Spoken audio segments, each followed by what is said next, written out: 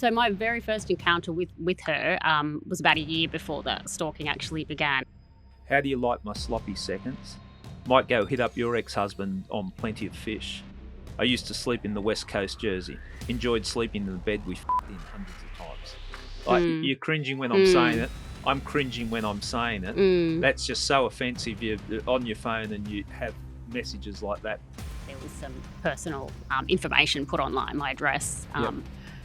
the location of my upcoming wedding. She seemed to have known where we had been at different times and was posting this online.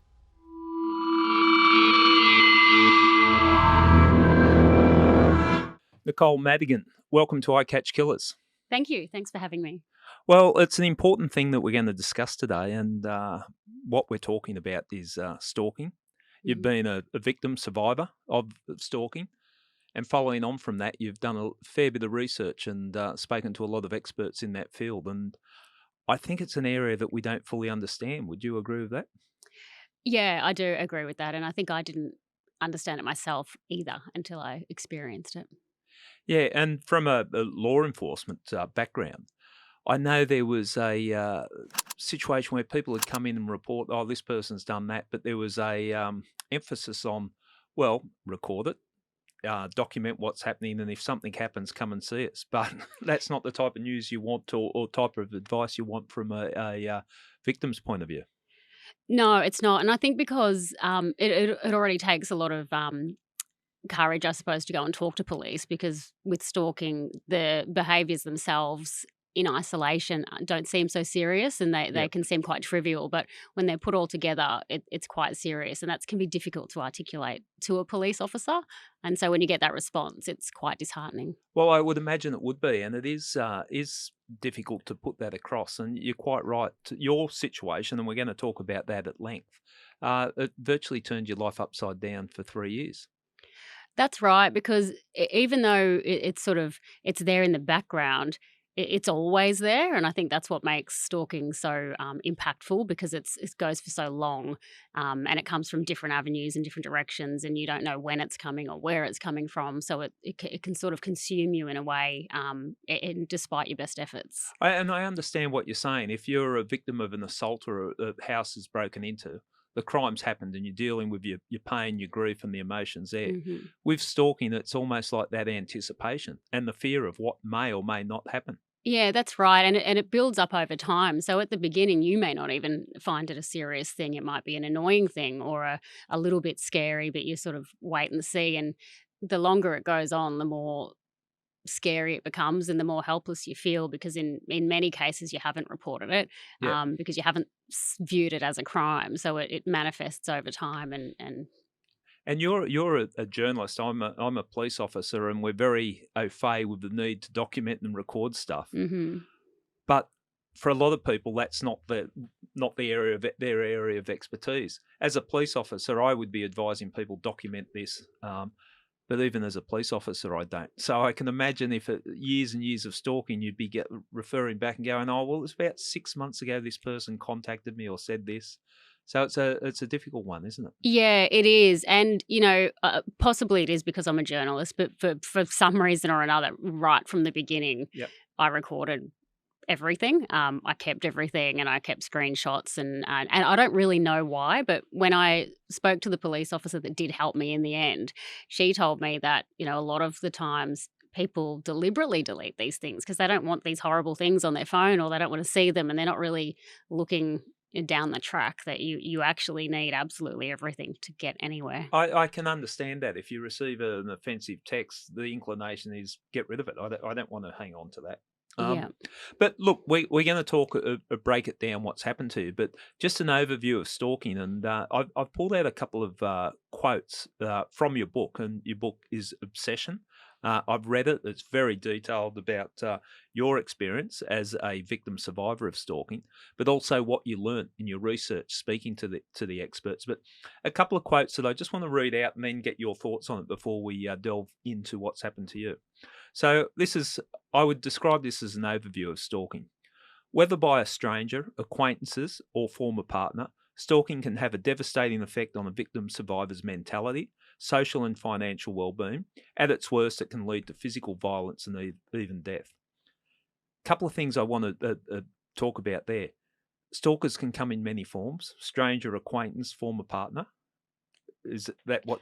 That's right, yeah. So, I mean, we tend to think, when we think about a stalker, we often think about a stranger. I guess that's what you see in the movies a lot. So a person who you don't know that person, they're an unidentified person and they're lurking around your home and that sort of thing. Yep. More recently, we've looked at stalking from a domestic violence context. So we're talking, a former partner or a current partner, but it can go a lot further than that. And about 50% of stalkers are in fact outside of a domestic violence prism.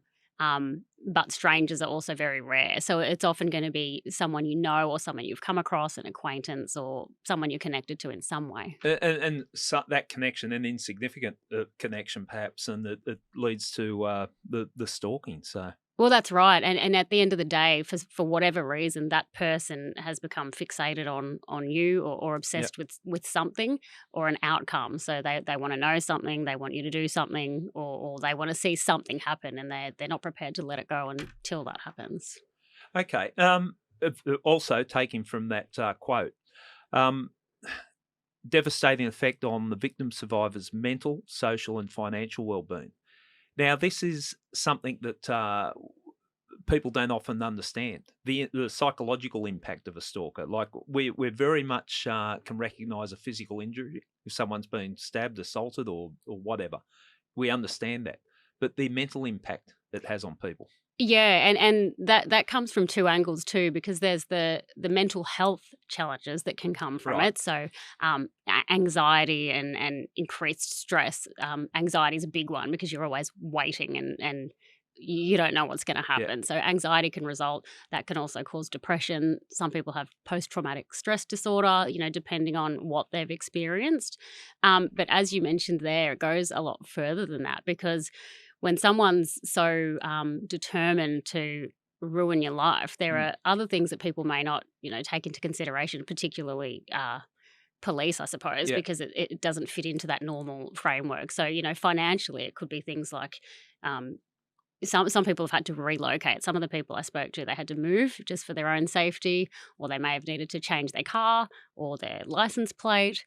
Some people have had to change jobs. Of course, someone can also they can get you fired. Like if people are spreading rumors, as trivial as that sounds, your life can be ruined by that. It's hard to dispel rumors sometimes because they'll protest too much if you deny it, or if you buy into it. It's very hard. Yeah, and you can damage people's reputations at work, and really destroy relationships. There's a lot of potential repercussions for those victims. Damage. Yeah. And these people that are committing the stalking are highly motivated and creative in the way that they can impact. Having read the book and really taking on board not just what happened to you, but other victims that you referred to in the book, I didn't really comprehend, and it's embarrassing to say it because I've been a police officer. I've seen it. I understood the psychological damage that it did. The financial, I didn't even appreciate that. But quite often people need to relocate and change registrations. Well, that's right. And even sort of changing phone numbers, as simple as that. Exactly. Yep. Yeah. Even smaller things like even putting security cameras outside your home if you don't know if someone's coming there. Also, you're trying to obtain. You're told all the time that you are responsible for obtaining your own evidence, so you can put things into place to try to achieve that. Yeah. But yeah, I was quite shocked to hear that a lot of people did have to move or were forced to quit their job or get a new car and things like that. But when you know somebody's watching you and you don't know what they're going to do, then you have to take action to protect yourself. Yeah. And something that I think's more relevant today than perhaps a generation ago is the impact it has on you socially, because we're all connected socially through telephones, the internet. You've got to quite often, if you are a victim or you're subject of someone that's stalking you, you've got to change all those accounts and not go on social media and things like that. So that does have an impact on your social life as well. Yeah, it does. And I think there's, my view is there's sort of too much onus is put on the victim survivor or the person who's the target to make those changes. So, it might sound trivial, get off social media, but Should you have to? I don't know about that. Yeah. It's quite easy to say, "Well, just block it and don't look at it." But it's quite another thing when someone's out there Well, watching you and talking about you, and to just switch off. perhaps not the best example, but I suppose it's like saying someone in the streets threatening me, well, just don't go outside your house. Well, that's right. Yeah. From a modern perspective, that's exactly what it's like. Because you're just being told, well, almost like you're inviting it. Well, if you don't like it, why are you still on there, and why are you checking? Why do you check the page to see what's there? But it's easier said than done, Okay. and it's also not fair. No, Yeah. well, there's definitely, and there's a lot about it that's not fair. Mm. I want to talk about the impact on the victims, and again, pulling a quote from the book, but I think it's very succinct in the type of impact. So, victim survivors endure days, weeks, months, even years of torment, fear, anxiety, and helplessness, while being overwhelmingly dismissed by police, by the justice system, and by society at large, sometimes even by their own friends and family. So we've talked that how long this can go on, and repeating the behaviour that goes on, and in your case, it went on for years. The fear and anxiety. Do you want to talk to that? That someone's that obsessed with you that they've made it their life's ambition to disturb your life. Yeah. So there's a lot of different elements that all join together to create that horrible feeling because, like I said, it's a lot of separate things. So there's the first point is that someone, I want to say hate you. It's not that, but someone's so obsessed with you that Yep. they are determined to ruin your life. That in my case, that's the only motivation I could see for an outcome that she wanted. Yep. And it's just a really disconcerting feeling to know that someone is quite that determined. When someone's using a lot of creative strategies, I suppose, to Yeah. to contact you and make your life difficult, it's scary because you don't know where it's going to come from or what's going to happen next, especially when things escalate. You don't know where it's going to end. And I would imagine you're living your life hyper vigilant, like looking, chasing shadows and feeling Yeah. uncomfortable in all sorts of environments. Yeah, that's right. One of the experts I interviewed described it as you almost end up with some kind of almost like a relationship with the person who's stalking you because, their obsession ultimately becomes your obsession because you're thinking about it all the time, and there's such a pattern established that even when they're not doing anything, they might as well be because you're so Because conscious of it. you're being dragged into it, whether you like it or not. And I Mm. know a lot of people's response to when that they have been, harassed by someone stalking them, is to not buy into it. But it's easier said than done. Yeah, it is, especially over time, because I genuinely believed when this started to happen that if I just ignore it, Yeah. um, it'll stop because you don't feed the beast, so to speak. Yeah, they'll If you get. You would think a normal person yeah, would get bored they'd with the get bored of it. Yeah, that's situation. right, or find I've tried to get a someone else to reaction out focus of on. you. It hasn't worked, and It hasn't move on, worked. or Yeah, find someone else to be obsessed that's with. right. But the opposite proved true in my case, and Yeah. Um. Over but another part from that, being overwhelmingly dismissed by police. So I've heard that by a lot of people, and sometimes it's not anger at police. It's almost like a frustration at the police that they're standing there saying, "We want to help you. Um, make records. If something else happens, come and see us, and we'll see what we can do."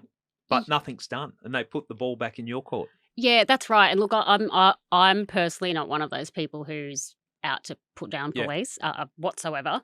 And most of the very limited interactions I've had with police have been good ones. One of the people I spoke to, it did feel a little bit dismissive, but possibly that was my fault too, because you do tend to, because it's such, um, you know, it's such horrible subject matter, and Yeah. and you're preempting that attitude. You can kind of bring it about yourself, if that Yeah. makes sense. So you kind of downplay your own experience. I Um, could imagine you walking in there and go, "Look, I haven't been attacked." You'd be putting yourself what you see on the news. I haven't been at the end yeah, of a vicious assault, but this is happening, and it would be hard to sort of raise it to the point where police fully yeah, understand. yeah. Where you're really articulating that, especially in just a quick conversation. Yeah, Um, And of course, I was a bit naive that the second time I went to police, I had names with me and I had like Facebook and text messages and things. And I was like, if you just check the source of these Yeah. messages, you should find this name. But of course, resources come into play then, and the time they can put into this sort of thing. And look, I do understand what you say with resources. I think I've earned the right to be a little bit critical. If something's serious enough, we can find resources in police. And I know there's very busy police stations, but sometimes people have got to understand that prevention is better than cure. I prefer to prevent the crime from happening. Yeah. And we get a call. Oh, she's broken into my house. She's done this or that. So. I think and we'll talk later in the podcast about ways police could improve on dealing with the victims of stalking or helping them. We'll talk about that. We can bottle that in with the justice system and society at large dismiss it. Talk to us about that, because that's something that, again, jumped out of your book, and it made me reflect about how we do tend to laugh about stalking sometimes. You get, you got a secret admirer, that type of thing. Yeah, I mean, it is one of the few crimes or serious crimes, that's how I look at it now, that we joke about very freely, openly, about other people stalking, about doing it yourself. Yeah. People brag about their amazing stalking skills. I stalked my ex-boyfriend, things like that. That's right. So it's not something that you sort of think of as something serious, unless you're thinking of, someone, a peeping Tom, or someone kind of, leaving dead animals at your front door or something really extreme. It virtually has to get to that extreme state for us to go, oh, that's creepy. That's gone too far. Yeah, that's right. And I think, another element to add to it is, especially when it's outside of a domestic violence situation, is taking the sort of the drama or the salaciousness out of it. I felt quite self-conscious talking about it, especially when we're talking about two women. Yeah. It can, people can react in that kind of like, oh, it's a bit of gossip, a bit of jealousy happening there. And I think you touched on domestic and family violence. I think we understand that, because there's just been some tragic situations where that's escalated and people have ended up dead in some horrific situations. Some of which you identified in the book. What happened to Hannah Clark and the children? Yeah. That was just horrific. Even your own family, but dismissing it, like people get experience with that. Like you say, oh, this person, don't worry about it. They haven't done anything. That type of response. Yeah, that's right. Especially with a lot of the people that I interviewed. In my situation, I only told a group of people, and they were incredibly supportive. And my mum very much errs on the side of caution, and she was very much on the with the attitude of tell police, don't just treat this as nothing. Sometimes, she knows as I do that often, someone's first act of violence is, comes out of nowhere. They don't necessarily have a history of it. So she was looking at it from that perspective. But a lot of the people I spoke with said, they'd tell their family or friends and they'd laugh even, and it's not because they don't care. It's just that it sounds, when you're describing these things, it can sound funny to people, I suppose. It's like it's out of a movie, like you got your Fatal Attraction jokes or your, all of those things that people say. Yeah, and that's what we've been brought up in and brought up with and tap into. Now, just this last quote from the book, and then we'll start talking about what happened with yourself. But the perception of stalking, and the quote there: "Stalking is romantic. Victims are to blame, and stalking isn't serious. And some of the underlying beliefs held by large sections of the community." So I just take on stalking is romantic. It's like. And you've identified some romantic books, Love Actually or whatever, when someone's been played out to be this romantic fella that he's just keeps chasing this girl that's saying no, no, no. Like in the real world, that's creepy. Well, that's it. And we're looking at it, it's just romantic. Yeah, that's right. And I think, even in the real world, if we're all being really honest with ourselves, there's something that people like about the idea of being fought for, or someone's just so determined and they can't live without them, and all of this these notions that seem really romantic, but of course, when they're put into practice in real life, and you don't happen to want that attention, I, that's why they say that stalking is a little bit, it's the perception of the person on the receiving end. Like yeah, if you don't want that attention, you've got a problem. yeah, but well, it shouldn't come that way. But Hmm. well, you touched on the other victims are to blame. And there was one example in the book of a lady that was stalked. She went out and just spoke casually. She was a married lady, spoke casually to a person at a bar, nothing untoward. And he started stalking her, and I'm just grabbing bits and pieces from it.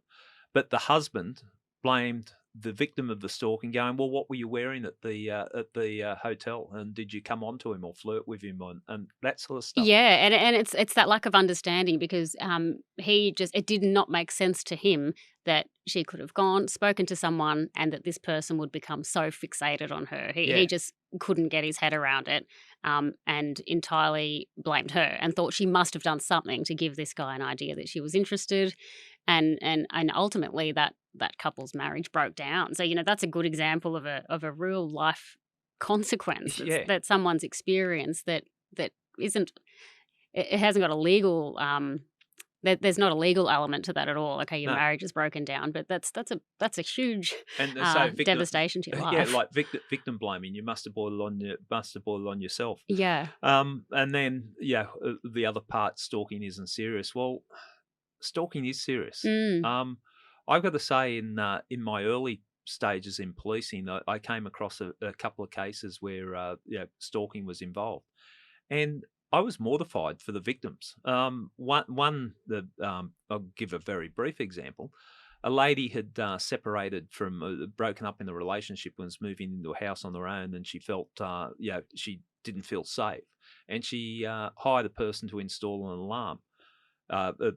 The person came, installed the alarm, and that night he turned up with his bags packed, ready to move into her place. Oh my goodness. And Yeah. he couldn't understand, and she reported it to the police. And that was very early in my career. And I thought, we've got to fix this. And so we tracked him down, and we found a charge, an appropriate charge for what he did. But like, how creepy is that? And that could have been dismissed. Like, we could have said, well, he misread some signs and that type of thing. Exactly. Yeah. And when I went to his place, it was creepy. You had to crawl through a tunnel to get into his actual, like a alfoil tunnel Oh from the gosh. front door. That's So straight out of a movie. that is, but that's Yeah. that's the type of thing. And if that poor lady was absolutely devastated. I didn't stay in contact. I don't know how she moved on from there. But here she was, worried about the security, and then someone's just become obsessed with her for no reason other than spend a couple of days there installing an alarm. Yeah, that's right. And who knows what would have happened, if she was just told, or, tell him Yeah, you're not interested and see what happens, yeah. keep the diary. Yeah, Yeah. yeah, keep the diary. Yeah. Tell me if he comes back. Like, Yeah. you couldn't leave her hanging that way. Mm. Okay, so I just want people to understand who you were. So prior to the stalking situation, where did you grew up in? So I grew up in Victoria. Right.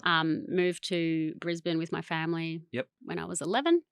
Um, Went to school there, went to university there, left university, and pretty much went straight into journalism as a Yep. cadet for a local paper. Okay. Um, yeah, and then just worked my way through the different stages of journalism that way. Okay. And the stage at your life when this stalking happened, you'd been married for a while. Your first husband. Yeah, so I met him when I was 18. Yep. So really young, but we had a long relationship. I guess you grow up together when Yep. you meet people that young. And I had 3 children. Yep.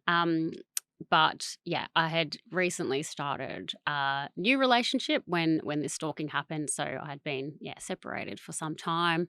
But of course, as people know, sometimes the working out the aftermath of that can Yeah. can go on for several years, or depending on what the situation is. So yeah, I had sort of got through that, and had met my partner and was just really reestablishing my life. Yeah. Now the situation, and tell the story, because I was fascinated reading it, how it just started and how it escalated, and unbelievably so. You're at a function. I think we can all, people with kids, sporting function, off season, catch up with the kids, the parents in a park, and you were talking to a person that became your future husband, Adam. We're right Yep. to Yeah, that's by names. Yep. Yep. Adam, and a lady walked past and mumbled something to you, and you'd never seen her before, or Yeah. So my very first encounter with her was about a year before the stalking actually began, and obviously I couldn't have foreseen this happening. Yeah, I was at a kids footy barbecue. So I didn't really know Adam then. I obviously I knew his name. He'd coached some of the kids, so Yep. so he was there. But I hadn't really been spending any time with him. So I was with some of the mums, and we were just taking photos as you do, and just getting through the small talk of these type of events where they're for your kids really more than anything. And you're just there by default. So looking at your watch, wondering pretty when you can much, get home. yeah, pretty Yep. much. So I was just taking a couple of photos and looking through my phone when this woman walked past and just said, "Oh, are you taking photos of Adam?" And I was thinking like, okay, who, what, just trying to Yeah. process what she said. But then she was gone. So I thought, well, It's maybe she wasn't talking to me. Yeah. Although, the lady next to me just pulled a bit of a face, like Yeah. that was a bit weird. And then I forgot about it and went home, and later that night I got a message request from her just saying, "Oh, I didn't mean anything by that comment. I just wanted to see if you were taking photos for the footy page." Yep. So I got the impression that she obviously knew the people there or knew Adam. I didn't really know the context Yep. completely behind it, but I just said, "Okay, no worries. See you later," basically. And then, it was about 12 months later that I heard from her again. Okay, so with that first contact, that first meeting, and then you responded when she sent the text, Mm. and then 12 months later, it started to become an issue. Yeah, so, it was a few months after that before Adam and I started, talking and dating and things like that. That just developed over time. And we'd been dating a few months, and we were hosting our first function together, I suppose, at his place. He's very much into footy, loves his West Coast Eagles. So it was a grand final. They were playing. Oh, right. My Okay. family's a footy family. So, Yep. we were, excited to do something together, bring the families together and some friends, and just had a good night, basically. Yeah. So it was a really, for the point in my life, it was just one of those really nice moments. I'd reestablished myself. I'd gone through the difficulties that come with The separation and all of that. Yep. And the kids were happy, and we were just having a good day, basically. Then everybody left, and we were just tidying up, and I got this message request from an invented account, like a fake account, that had Adam's name interweaved into it. And I looked at that, and that was the first kind of just really just a kind of abusive, vulgar, angry message that came in a string, like ding, ding, ding, I've ding. so people fully understand how Mm. confronting it is. I've got a couple of messages that were text through to you Mhm. that particular night, and I'll just read them out, and then Sure. we'll comment about that. How do you like my sloppy seconds? Might go hit up your ex-husband on plenty of fish. I used to sleep in the West Coast Jersey. Enjoyed sleeping in the bed we fucked in hundreds of times. Like, Mm. you're cringing when I'm saying Mm. it. I'm cringing when I'm saying it. Mm. That's just so offensive. You're on your phone and you have messages like that. But I just want people to understand what we're dealing with here. So how do you deal with something like that? Yeah. So when I first saw those, sort of like I'm staring at it going, am I reading this Yeah. right? And straight away I was like, who is this? For one thing, like I mean, it's evident Yeah. in the messages that it's someone who knows Adam. But that sort of encounter with her the year earlier, I'd forgotten about. So you didn't make the connection between the two? Not right Yep. away. No, I sort of thought like, oh, is he got a really? Is his ex-wife really angry lady? I thought she seemed like quite nice, and the kids were nice. So Yep. I just didn't know. But when I showed him, his immediate thought went there because obviously he had some knowledge of her personality Yeah. type. And then, of course, throughout that night, a couple more messages came through, and he got a couple as well. Um, yeah, so for me that night it was just more like sort of shock. I wasn't thinking, "Oh, am I about to be stalked?" or anything like that. It Yeah. was just, what on earth is this? Yeah. Because okay, so Adam's got it, and it was like it's she's angry that the fact that you're spending time together, but also creepily she knows that something you've been together that night. That's what I would read into it. Yeah, so, I mean, we did post some photos to Facebook. I Yep. mean, we've both got private accounts. She'd been long blocked off his account. When we So call her she, can we use a name? Just so because we're going to be talking. Sure. Carissa. Carissa, yeah. Okay. Yeah. Yep. That's the name we'll use. So, yeah, so I suspect, or I can only guess that maybe somebody had shown her, or I don't know. Yeah. I actually, still to this day, I don't actually know what triggered that Yeah. specific situation. But to make that night more sort of horrifying was later that night, I got this random text from my ex-husband that just simply said, "Carissa says hi." So straight away I knew, oh, okay, she's actually genuinely contacted him. Yeah. How does she know who he is? I don't know. Now that starts to get really creepy and confusing, doesn't it? When all these connections. So between yourself and Adam, because he got messages that first night too. Mhm. What was discussed on how do we deal with this? I guess that night it was more emotional, I suppose. I just was really shocked by it and more confronted by it. Yeah. And thought, like what does this mean? Is this is the kind of drama I probably don't need. Yeah. And he obviously, felt bad, Yeah. for bringing, not that it's his fault, but No, but it was someone that was in his life. That's Yeah. right, yeah. So it was more just talking about it from that perspective, and that night we just decided, look, let's just block this account and just hope that it never happens again, Yeah. and she's had an outburst, and keep an eye on it. Okay. But and that's what you did. Yeah, that's what we did. But within a week, I'd received more messages, but this time they were from her own account. In fact, it was the same message account that she'd messaged me on that year before. So it Right. was added to that. You could see that it was. I could see Yeah. who it was. There was no attempt to hide that whatsoever. Okay, so how this is starting to get into, maybe it was just an angry night the first time, but when it starts to become, and this is what stalking is all about, where it starts to become repetitive and consistent. How did you feel? I felt really horrified and confused. I guess I thought I still wasn't thinking about stalking. I was just thinking, when is this going to end? Like, what is she trying to do here? I don't really know what to do. So, Adam had suggested, trying to take action earlier. He was more of that, we should say something to her or to police. And at that time, I just thought, that's ridiculous. Like, a police are not going to think twice about some angry messages. So, I regret it now. But at the time, I just really thought, just keep ignoring it. She's not going to keep doing this. Yeah. But of course, those messages kept coming. They were starting to become like so regular that as soon as I'd hear that ding, I'd just be like, oh, what's it going to say this time? And then obviously that escalated to, contact. She had contacted through the same, this was all still Facebook restricted at this point, and she contacted my mum through the same way. Okay, that's concerning. Just Yeah. It keeps escalating. Yeah.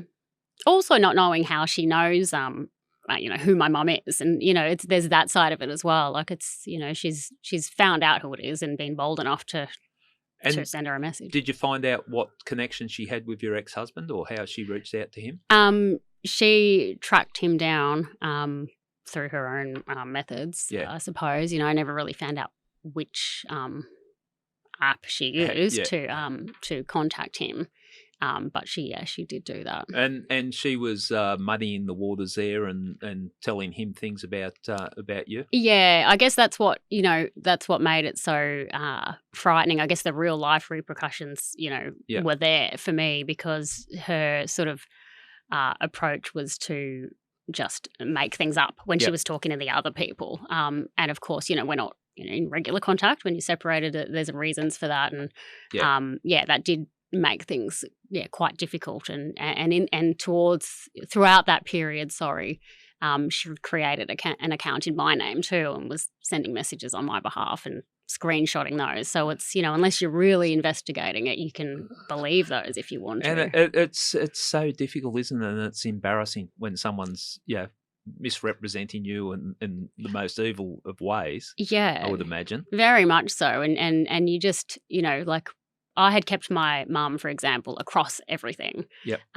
So I didn't have to fear that she would believe the things that Carissa was saying, but it was just the very fact that she would try to do this, I guess, to try to interfere with my family relationships. Yeah, it's gone from well, here I go. I'm trivialising what's happened. I'm just saying a woman scorned because Adam had left her, but it's gone past that, hasn't it? It's, yeah. And that's when I made the first call to police, was after she had made the fake account in my name. Okay, so we've got it escalating the continuous contact, approaching family and friends, and public defamation and spreading of lies. So you're experiencing all that. And then I've just made notes here because I was thinking that when I'm hearing your story, what do you do? So I'd look, if you came to me with this situation and I'm the police officer at the counter, I'd be going, well, okay, these are the options and we can work our way through it. You do nothing in the hope that she'll go away. You respond to her contacts, like, could you please stop contacting me? It's not appreciated or whatever, but that's trying to be rational with an irrational mind. I've got here, maybe this was advice I'd give you of the police, but make threats towards her. And, this is the way it was dealt with in the old days. When I say the old days, not that long ago, if someone was doing that, well, there'd be a bit of summary justice. I'm not encouraging that, but the world's changed and we've evolved and that doesn't happen. Or you go to the police. So you've come to the police. Did they give you the option of just documenting it and recording the details without going to speak to her? Because I think that's the first option I'd provide to you. If you came in with that situation, I'd say, look, I'll make a report of it. So we've got a record here. You tell me if you want me to speak to her, because if I do speak to her, there is a potential it can escalate. But if it escalates, we've warned her and we can take action. Is that the type of advice that you were given? So, well, I will say that no one ever offered to go and speak to her. I personally would have liked that, but I never got offered that. That was never on the table for me. But the first person we spoke to was a police officer that we knew, so it wasn't official. Okay. And his advice was the second thing, to write an email. Yep. To warn her that if this continues, we'll be taking legal action. Yeah. So we did that. And we got silence for about 5 months. So I thought that had worked. Yeah. So it was a solid 5 months of absolutely no contact whatsoever. And then sort of about 5-6 months later, I started getting text messages again from different numbers that were, I knew, I can tell by the language and the subject matter who it is. In there. Yep. So I started getting those text messages for quite a while. Adam never heard from her again. So ever since then, nothing. But she started on me and it continued to escalate from there. So from those text messages, and then it moved on to Instagram. I did call police again with those text messages because I thought naively, I suppose, that if I've got numbers, someone would have to have registered those numbers. And if I give them the name, they can go and prove it. That's just my naivety, but they weren't able to do that. Yeah, you can do it, but it might take a lot of work. You can track it down. I say that based on homicide investigations. It's amazing what you can find out. But I suppose looking, and if the police are there to serve the public, what options that we give you, I think a lot of things can be nipped in the bud with, and I won't call it old school policing because it's appropriate and it's the way it should be done. You go around and you speak to the person and say, look, this complaint's been made. But as a victim, I would first give you the option of not doing anything at this stage, but other than documenting it. And I say this to anyone, if they walk in and they've been subject to victims of stalking behaviour, and if the police say, look, just keep notes of it and there's nothing we can do now, but if something happens, come back and tell us, and they don't make notes and make a report, they're not doing their job. Like if someone walks into the counter, they're there to serve the public, and if someone's got concerns, at the very least, they should document those concerns so there's a record there if something does happen. So if you've just been fobbed off from a police station saying, look, there's nothing we can do, I don't think you've been served properly. Well, I don't know if that police officer came to my home because I called, and he basically said, like we were saying before, to keep a note of it, and if you're in danger, call. Whether he made a record of it, I don't actually know. It certainly wasn't brought up when I made the report. The one that actually got somewhere, there was never any connection made there. Well, that's something, because what we want to do today is, with your experience and my limited experience, but my experience from policing, is give people options on how to deal with it. So I think if you do make that, the first thing I would advise, and if family and friends, and you went to a policeman who was a friend, these are the type of inquiries you get a lot as a policeman. And if I was advising my family or friends, I'd be saying, go to the police station, make a report of it, and you don't have to get the police don't have to act on it, but there's a record there. And then you can, if it continues, you can go back and say, look, I reported this 6 months ago.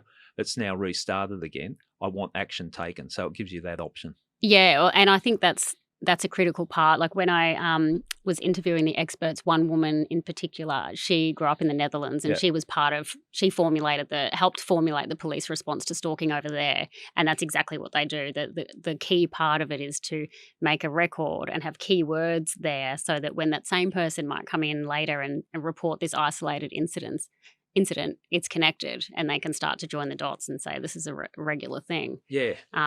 Which is, according to her, is not happening often here. No, well, that was, and we'll talk in detail about that. But they understood the problem over in the Netherlands, and that's how they addressed it. And there was a couple of good things that I thought, from a policing point of view, that could really work. What was it, and you mentioned it, but just let's go back to that point. What was the point that made you decide to go to the police? Where had she crossed the line from your point of view? After those text messages, I only went then because I thought that might be a way of finding out who, like getting them to prove who it was. So it was another probably 12 months before I went back to police. But a couple of months after that, I was tagged in an Instagram post, and that post was a public post. It was really a really just disgusting picture. I was tagged in it, I was named in it, and it was all kind of horrible. So I really panicked then because it was so public. And it was the first of just months worth of this new method of attack, I suppose, for lack of a better term, which was just a continuous stream of public Instagram posts to the point that her page, which was in her name, I might add, and public, was almost entirely dedicated to just these disgusting memes or copycat posts. It was all quite weird and scary. And over those, I still continued to just do nothing. But over that period of time, they just become much more personal. And towards the end there was some personal information put online, my address, the location of my upcoming wedding. She seemed to have known where we had been at different times, and was posting this online. So I guess I thought, with that in mind, I might be able to get a different response from police. That's mortifying what you've gone through there. So how from your first, well, when I say met her, you hadn't really met her. The first time when she walked past, and then sort of 12 months later, you get in these texts. How long had these texts and contacts and Facebook stuff, how long had that been going on at that stage? By the time so probably close to 3 years. Yeah. Yeah. And the impact it must have had on you. Yeah, from so many different angles. It's just the knowledge that someone's so determined to ruin your life, so determined. It's just frightening to know that. Not knowing the motivation behind it or where it's going to stop.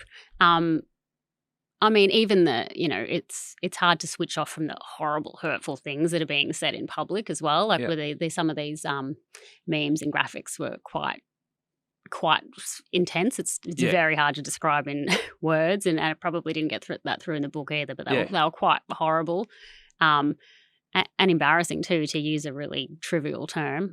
There was that, and it's such a hard thing to defend because it's out there in the public. And that's what right. do you contact everyone that's looked at it and explain the situation? Yeah, you can't do that. can't. And in the end, I really just didn't tell anyone because I didn't want anyone's attention drawn to it. I was trying to just kind of, pretend it wasn't there and hope that it would go away. And so when you say you didn't tell anyone, like your work colleagues, your friends, you just no, this is not happening. Only my mum I told in detail, and sometimes I would, send her some of the things that were posted, but I never talked about it in any detail to anyone I knew or mentioned her name or pointed them to it because I just didn't want anyone to see it. To have someone have an absolute obsession like that, there must have been not just, we call it, let's say, anxiety, and you were saying post-traumatic stress, but there must have been genuine fear.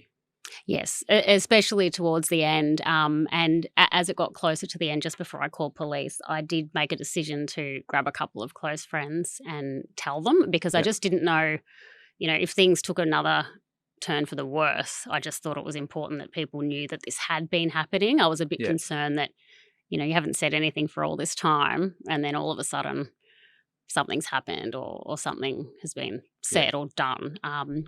And she had also by then alluded to having moved to our suburb. I didn't know whether that was true. I had really no way of knowing.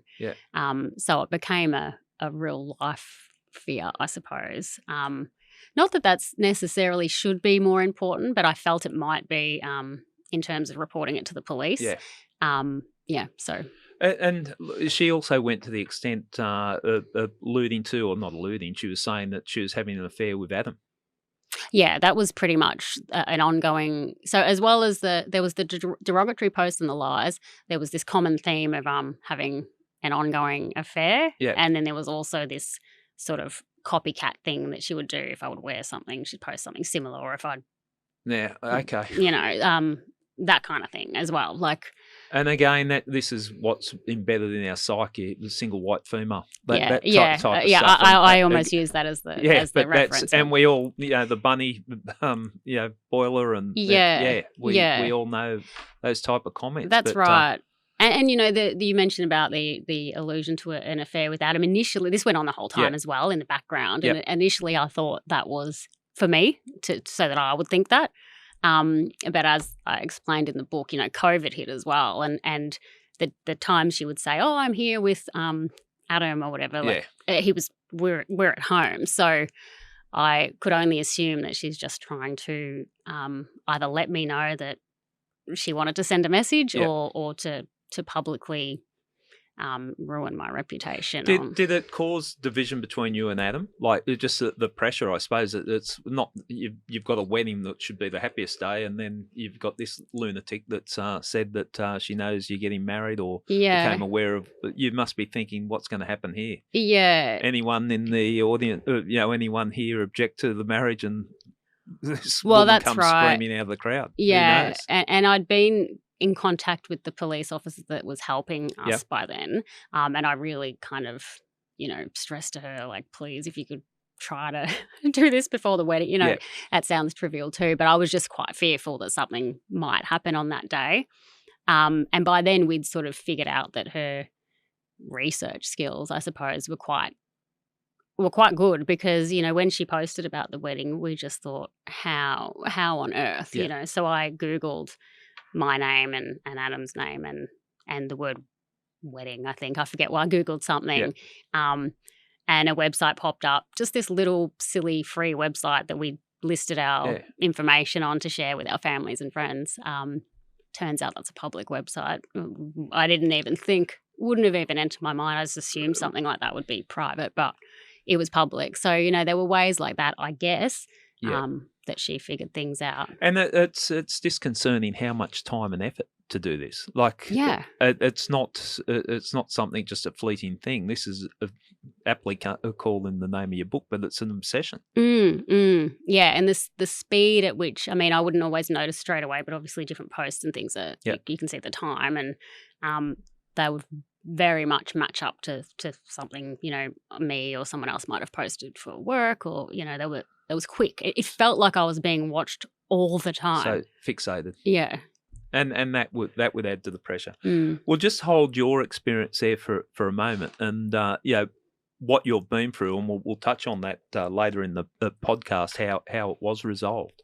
But it led you to doing some research in preparation for your book, and you've spoken to a lot of experts. And I think, so we give a definition of what stalking is, and this is from Professor Paul Mullen, that you highly regarded in this area of his area of expertise. Mm-hmm. And this is a description of stalking. Put simply, stalking is repeated unwanted communication or contact in a way that would cause apprehension or fear in most people. That's a pretty simple definition, isn't it, when you break it down? Yeah. I think from a policing point of view, and when I say policing, the judicial system and all that, there's a lot of subjectivity there on. Yeah. Well, what have we crossed the line by doing this, or crossed the line by doing that? But unwanted attention, I think when it goes there, something has to be done. Well, that's right. And I think, there's even subtle differences in the definition of stalking from a legal perspective among the states too. It may be that the actions would reasonably cause fear, or that they did in fact cause fear. There's some subtle differences in terms of proving it, I suppose. But like you say, even the victims themselves, at what point, it can be hard to determine at what point did this move from annoying to stalking, because that pattern of behaviour is the key component. Yeah. And I'm no expert on the psychology of it, but from a policing point of view, what concerned me about stalking is that the social norms are, if you reject an approach by me, or you don't want to speak to me, or said, no, I don't want to speak to you, okay, I understand that, and you step away. With these stalkers, when they just keep pursuing people for whatever reason, it doesn't have to be romantic, it can be any, some form of infatuation, that they just don't get it. And that's why I think they're so, to me, that's why I'm so concerned about stalkers, that when they're told, the way that I was raised, and I'd say the majority of people can understand what I'm saying here, is that when you're told this person doesn't like you or doesn't want to speak to you, you don't speak to the person. Well, that's right. You step away from that situation. Yeah, exactly. Well, that's what the average person does. Yeah. But I guess it seems to me, and from what the experts say, that people who are engaging in this type of behaviour believe that they are entitled to this particular outcome, and sometimes can convince themselves that they're a victim in some way, like someone has left them, or a politician has made a decision they don't like, or whatever it may be, and they just simply feel entitled to that response. And they also explain it to me as though they themselves might be looking at what they're doing in isolation as well. Like, this has happened, and I'm just going to try one more time to get this answer. Or they don't understand. If you just gave me 2 minutes, you'd understand where I'm coming from. Yeah, that type of that's thing. right. In also types of stalkers that I thought interesting, breaking it down, and we'll just go through that. So, five types, and this is just a sort of a rough guideline, but the rejected stalker, and that's the the breakdown of a relationship, whether it's whatever relationship, I don't want to see you anymore. The rejected stalker, and they won't accept the fact that the relationship is over. I think people can understand that because we see it play out so often, and sometimes the consequences are devastating. Yeah. So your rejected stalker is your classic case in most domestic violence situations. So that they don't like the fact that they've been rejected, and they're going to keep pursuing that person until they're either taken back or they become angry that they're not being taken back. And as you say, it could be a romantic relationship, or it could be a medical professional, a friendship, Yeah. anything like that. It's just where they're not handling. The Mm. intimacy stalker, and I've just got a byline, obsessed person longs for a relationship of some kind with the target. So someone that's obsessed. Yeah, so the intimacy seeker has generally also sort of conjured up almost an invented relationship in their mind too. You know, Yeah. this is the kind of stalker you might see in a lot of movies where Yeah. they believe that they care for the victim. So you know they might, and it's often, you know, it could be a celebrity. Like Yeah. that's a common one for those type of stalkers, and they're there for the long haul because they believe that they're doing what's in the best interest of the person. And then they might become angry if those feelings aren't reciprocated because they think there's a relationship there. It's more of a delusional Yeah, well, situation. you see it play out with some of the Hollywood celebrities, and Yeah. I saw it on at a lesser scale, but a celebrity here that when I went to police station, transferred, and when I've come in as a crime manager, and they said this person has been getting stalked by such and such a person. It was a horrific situation. We Mm. acted straight away on it, but the person had photos of this celebrity plastered around the room. Could not understand why this celebrity wouldn't want to see him. Yeah. For life, it just didn't even comprehend. Go into his wallet, and there was just half a dozen photos of a celebrity in the wallet.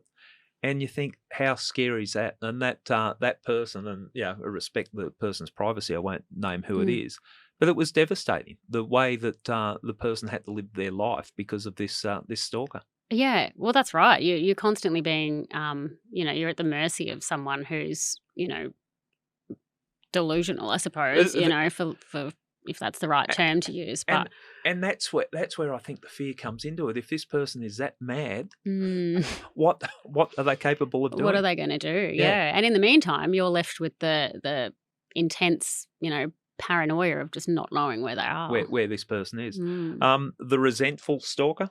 And a couple of words after that, but revenge, payback, retribution, vengeance, stalker feels it's owed, or the person's owed. What's your thoughts on that type of stalking? So this is basically just someone who's out for revenge. Essentially, they're angry with the person. Professor Mullen said to me that would be the classification of the stalker in my case. I thought that might have sat in there. Yeah, and he said those types of behaviors fit in with that too. So they're just out to make you pay. Basically, they'll lie. They'll do whatever they can to ruin your life, basically. And the anger, and I'm sort of joining the dots here, but the anger stems from the fact that you're now with Adam, who perhaps she saw a future with. So that's what I mean. It's that's what makes it scary. Yeah. It's so illogical because you know, obviously, if it needs to be said, you know, they were not together when I met Adam, so it's not even like it was a you know, someone left someone for someone else. There was nothing like that. You weren't even on the scene. No, I didn't. You know, to me, she wasn't on my radar whatsoever as a person of interest.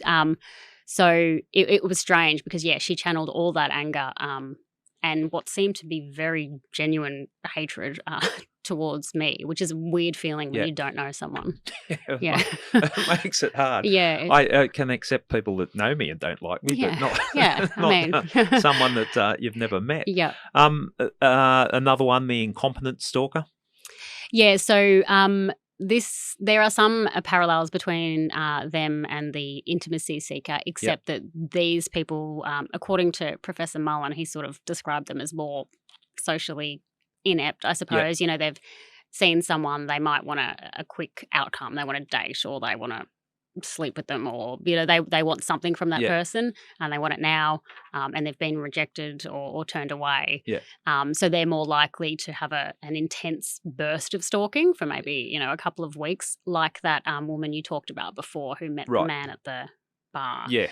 Whereas an intimacy seeker can go on for years. And it could be, on my reading of it, like an incompetent stalker. Someone might misread the signs and think, oh, but we had a relationship. We had a drink together. Yeah, well, that's right. That could be how it starts. You know, they think there's something there and then they're shocked to find that there's not, and they can't let it go. And last one, predator, the deadly stranger watching, waiting in preparation for the attack. Yeah. So the predators, I guess that image that we all think about, the person who we don't know their Yeah. identity usually, that we know someone's around and we don't know who it Yeah. is, but they're more likely to be, in our backyard or, creeping through our home or something like that. Yeah. They're less common, but they're also more dangerous because in a lot of cases that is a precursor to a physical attack. That's their intent. That's what they know where it's heading. Yeah. It's complex, isn't it? It's there's a fair bit there. Look, Nicole, we might have a break now. I'm finding it fascinating, this discussion, and it is something that truly I was passionate about in policing, that I think we didn't fully understand it, the ramifications and the impact it has. When we get back for part 2, we'll find out how your situation played out. We'll also discuss legislation surrounding stalking and how this crime can be better dealt with and understood. So I think it's good that we're actually talking about it. Get it out there. Yeah, I agree. Okay, we'll have a short break and we'll be back for part 2.